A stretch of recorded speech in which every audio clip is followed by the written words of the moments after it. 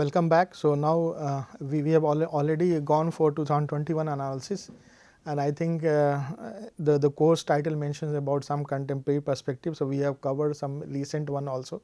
So, I thought it is always good to introduce the audience with the recent changes when we are dealing with the historical perspective, because then it is easier to connect rather than having the complete recent outlook, because then there will be disconnect and the audience may not be looking back again and going through those links that are supposed to be at least established with regard to the understanding of this particular lecture. So, now in the monetary policy, this is going to be the last lecture for monetary policy. After this, I will start the fiscal policy, because fiscal policy, it is interesting because there are certain things that need to be discussed, and I think it is easier that we should be focusing on.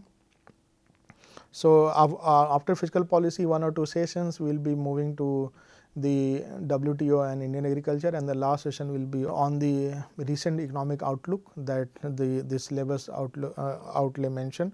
So, here in this particular section I will be mostly focusing on the rest of the portions that I have not covered. So, the reference remains same, not much change. From the monetary transmission point of view, so one angle that I always mention, that there is always one target of the central bank is that if they are going to revise the interest rate, then whatever the benefit that the general public should have because of the cut in the rate of interest, how much it has been passed by the banks to the commoners, including industries, businessmen, how much they have gained the benefit because of this policy incidents that we had. So, in the same way, so the repo rate, as the economic survey 2020-21 mentions, that the repo rate has been cut by 115 points, that I mentioned in the beginning itself, that the table 2 was mentioning. So, 115 points since March 2020. Some conventional and unconventional measures have been undertaken, and this is also one of the areas to look for. So, here it is open market operations. So, OMO is in estate development loans were also introduced. So, estate development loans are in the similar way we have the union government and then the state government. State governments also need money for their expenditure, right, and this state government also introduced the bond, and this particular bond is eligible. So, most of the financial institutions and those insurance companies, pension funds are allowed to buy this particular SDL bond, and this SDL bond is having some characteristics that it can become part of SLR requirement. So, most of these banks, they invest money and they buy these SDLs, and then they simply keep it as a requirement for SLR, and that is why it becomes really important that these SDL bonds should be in sufficient supply, so that states should also have the money to borrow from the banks, and these SDLs are traded, auctioned on the gilt security market, and they will also have the I would say proper mechanism to go for borrowing from the market or mobilizing the money from the market. But SDL bonds are normally, you will have, it depends upon the performance of the state. If the performance of the state is really good, which means that all the fiscal deficit parameters are intact, the growth is good, tax revenue generations are good, which means that if the state's financial health is really good, then the yield or the rate of interest on the SDL bonds will be lower, because states will now bargain that there is a less chance of any default. So, states can also default on the SDLs if they have not generated sufficient fund for the interest payments, right. So, SDLs are, so for example, if Karnataka is going to launch the SDLs, or Tamil Nadu, or we have the Kerala, or for instance most of the south of Indian states, then you will find that there the economic activities are more aligned towards the services sector also, and they have sufficient funds, and with that promise they have been able to maintain the macroeconomic indicators better compared to the Jharkhand, Bihar, where there is a lot of there are concerns about the job creation and the services sector growth. So, in that case, the states will offer higher yield, higher rate of return on the SDLs bond compared to the states which are performing better. So, the states which are inefficient will be offering. So, Bimaru states earlier used to offer the higher rate of interest on the SDLs compared to the states which were going route. So, just to make sure that states also have sufficient funds, because at that time it was it had become a controversial topic that how states are given a less devolution of the tax, that so the tax collection, whatever tax revenue or tax collection happen through GST, it goes to the central bank, and central bank gives some kind of devolution. So, as per the 14th Finance Commission, it was around 40%. I will be discussing that once we go to the fiscal policy. So, this amount should be given to states, and states should be using for their developmental plans.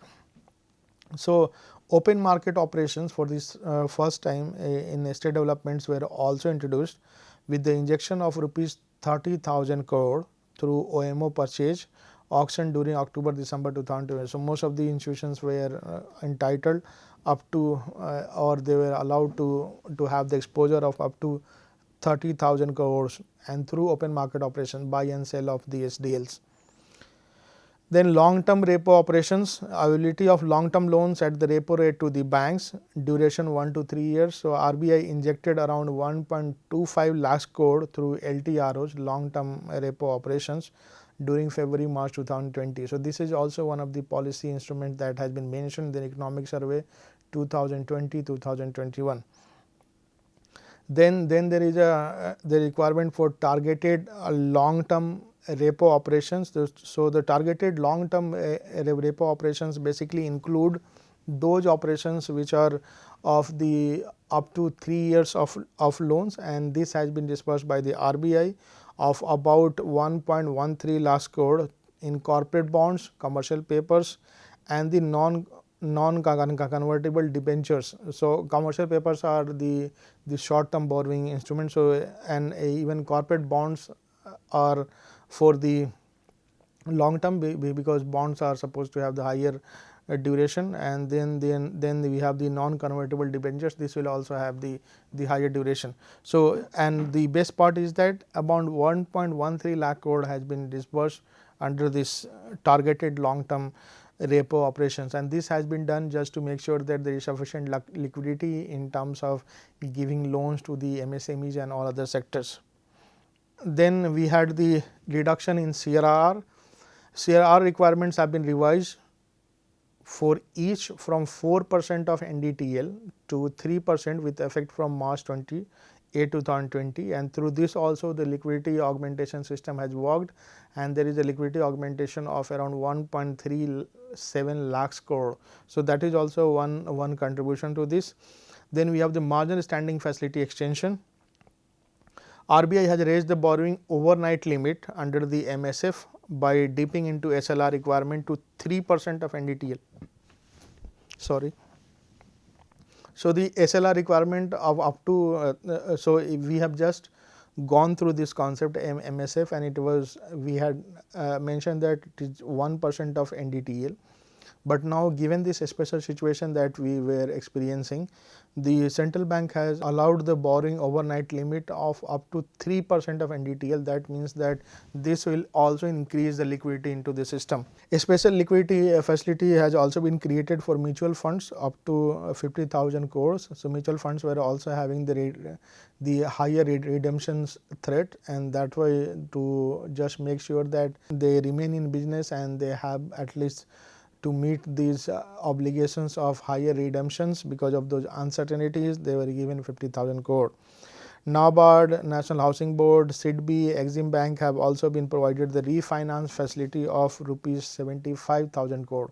So, these are the incentives given to these entities. So, NABARD is for agriculture, because this is Central Bank of Agriculture sector. So, that is for agriculture.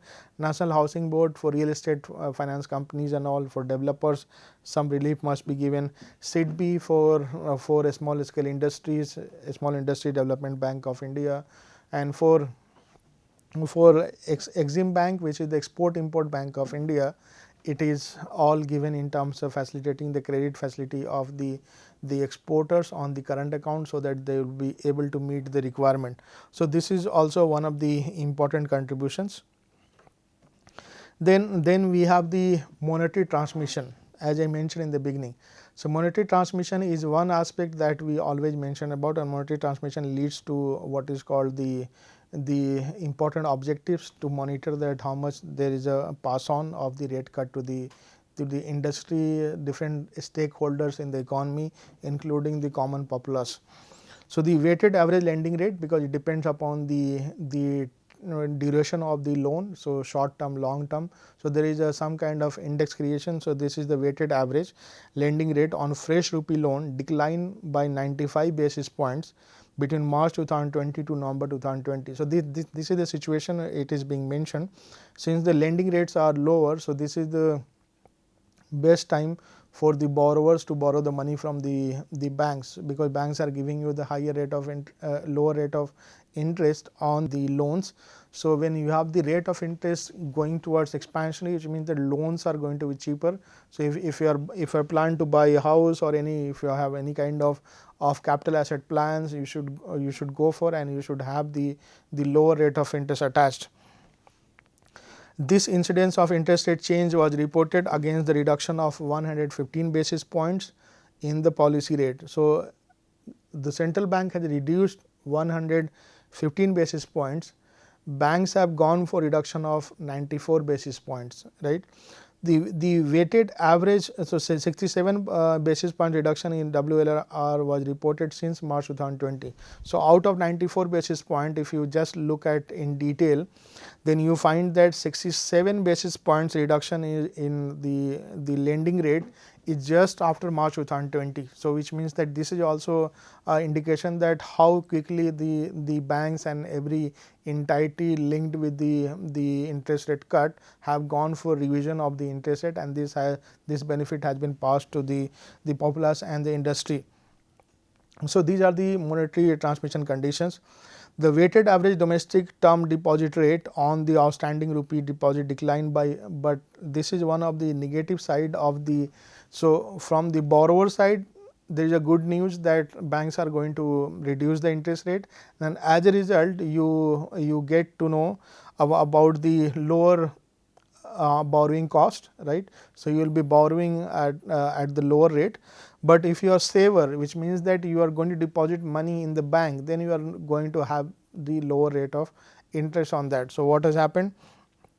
So, the central bank has gone for cutting down the revision in the policy rate by 115 basis points.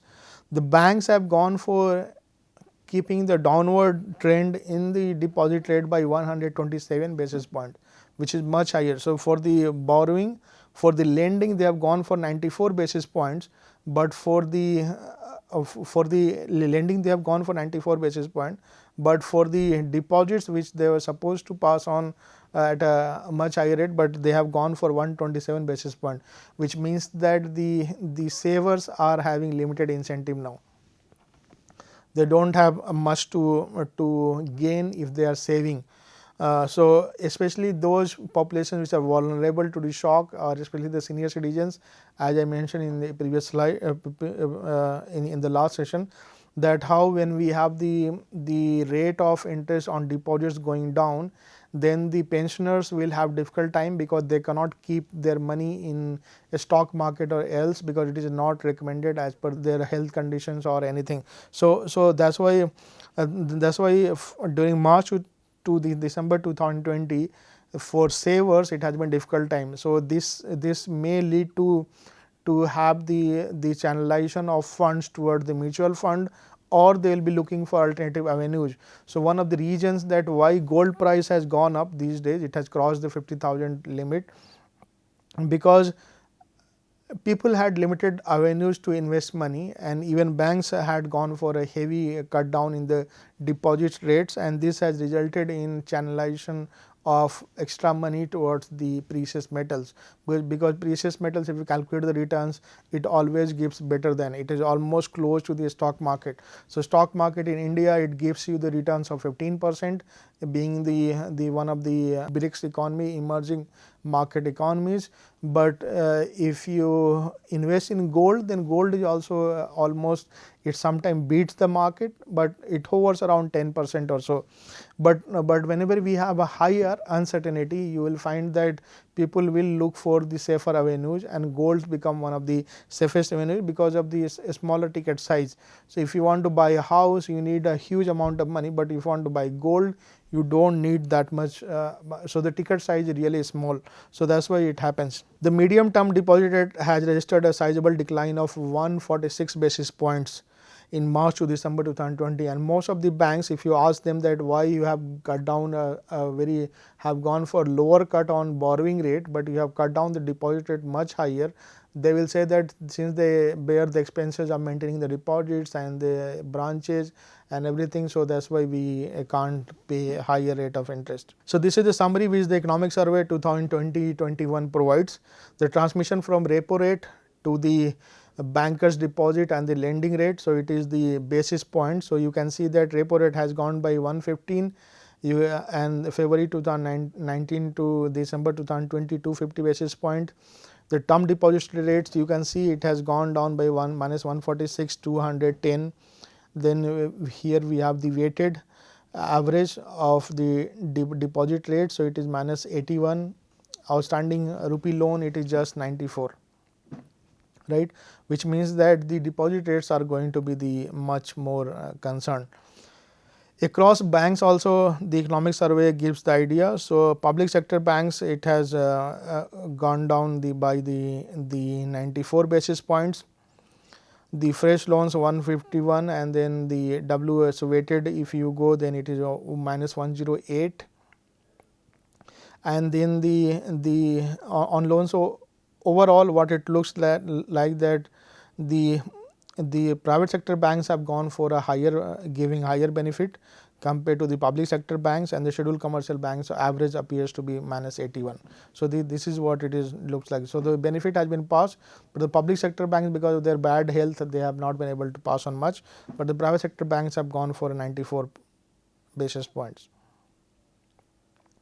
So here is the weighted average lending rate that we have and the repo rate. So here is the downward trend that we see, that both have gone down, and this is what one of the concern that the economic survey mentions. Then the survey also highlights across sectors that which all sectors are now important. So in case of industry, services, personal loans, so in case of industry, it is March 17, March 18, March 19, March 20. You can see that industry, it is in negative. The medium industry has got the benefit, so 20.9.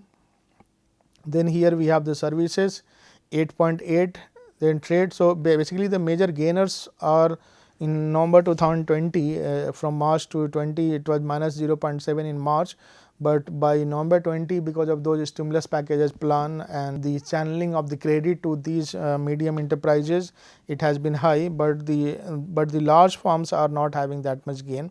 In March they had the gain 0.6, but the medium, the focus has been on medium and the macro and small, it is looking completely here. And then the trade also 14.7, commercial banks, commercial real estate 5.6. Personal loans are on higher side, housing 8.5, vehicle loans are around 10. So this is the overall outlook of the credit market that we are seeing. I also wanted to mention, because since I did not cover this part, so maybe you will be asked in your exams, or maybe from your understanding perspective, it is important that you should know about this. So on April 1st, 2020, Punjab National Bank, Canara Bank, Union Bank of India and Indian Bank became the major banks. So and there were merger of banks. So Allahabad Bank is now merged with the Indian Bank. Oriental Bank of Commerce and Union Bank of India have been merged with the Punjab National Bank.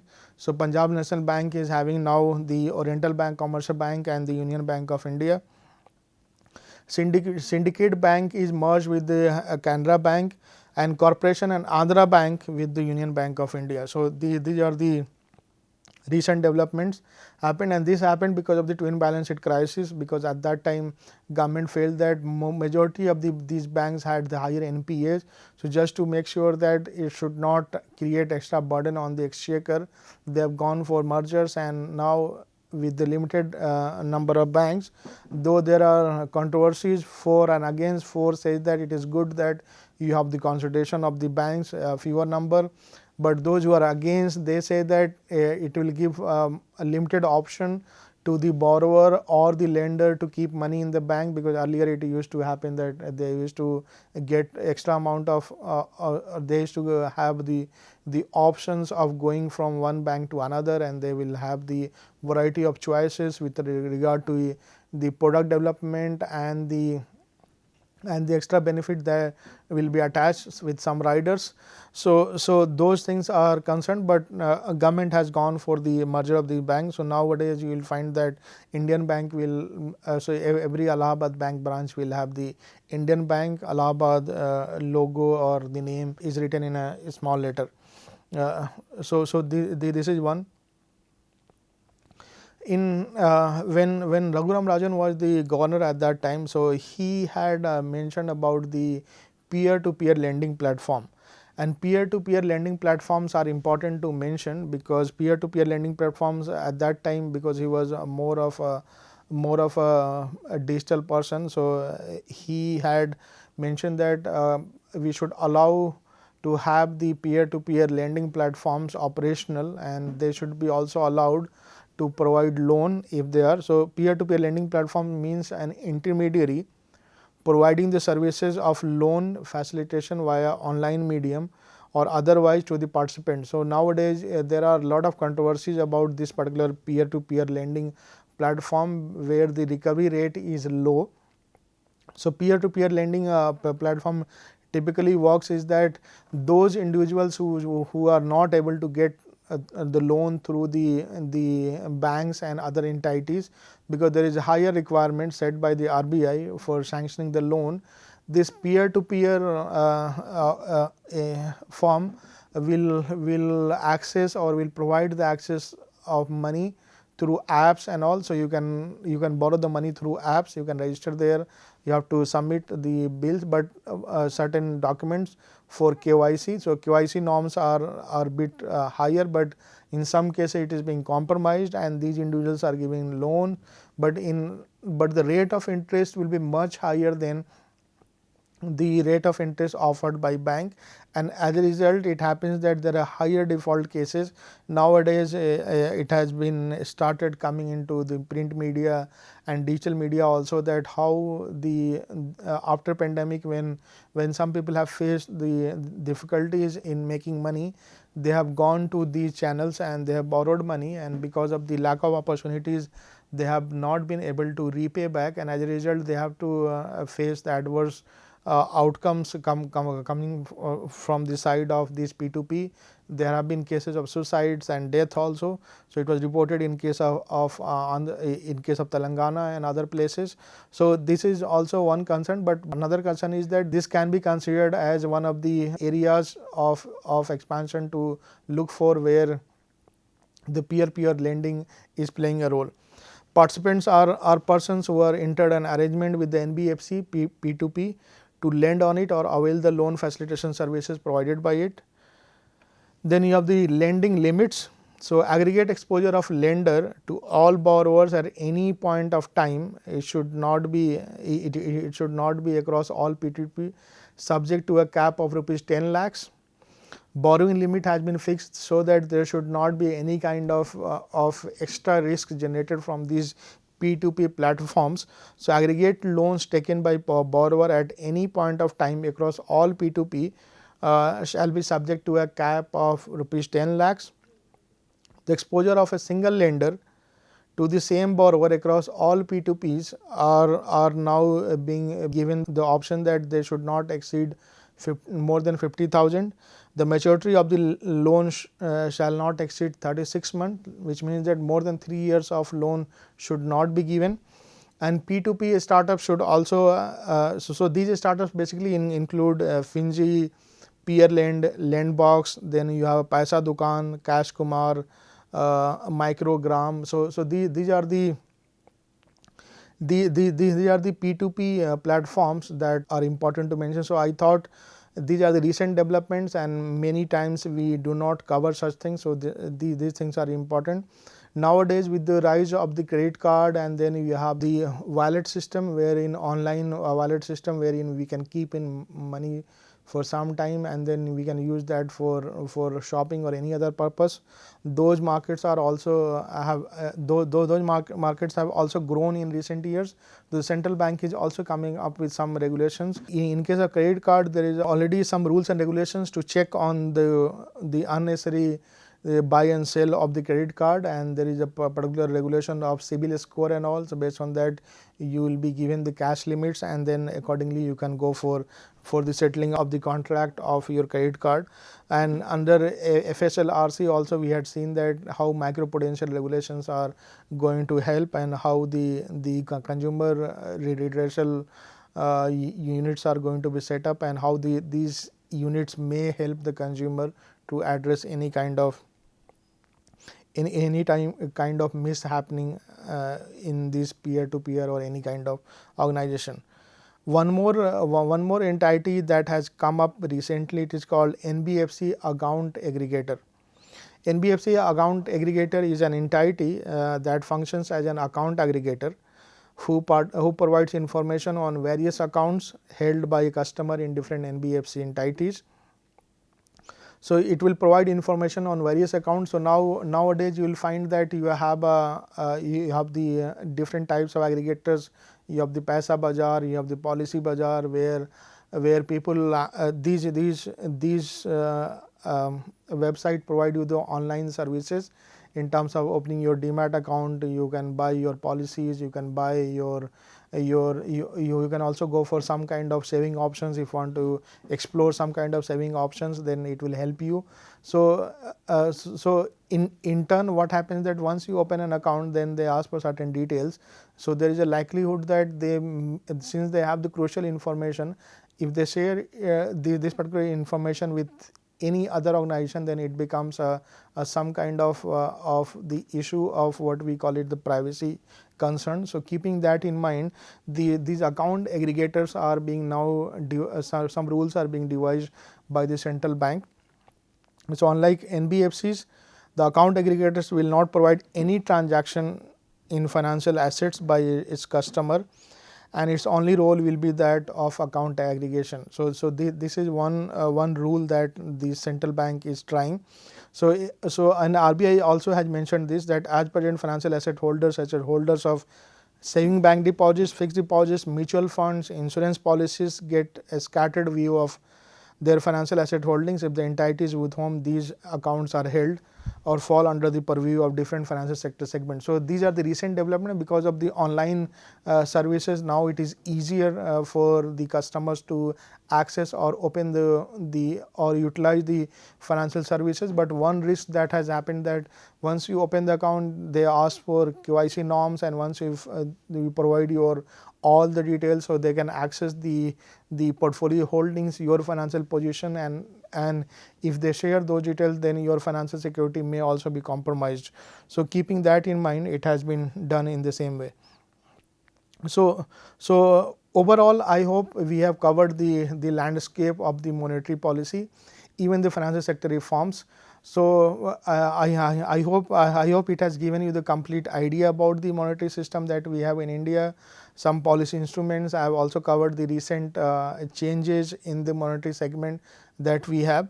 Going ahead, we will have the fiscal policy, and fiscal policies are important to be mentioned here, because fiscal policy requires a different kind of understanding, and we have gone through a lot of policy changes, and keeping those changes in mind, it is important that we should be knowing about it, we should be able to analyze it. So I hope in this particular at least 4 sessions that we had, you will have the complete idea about the monetary policy. Thank you so much.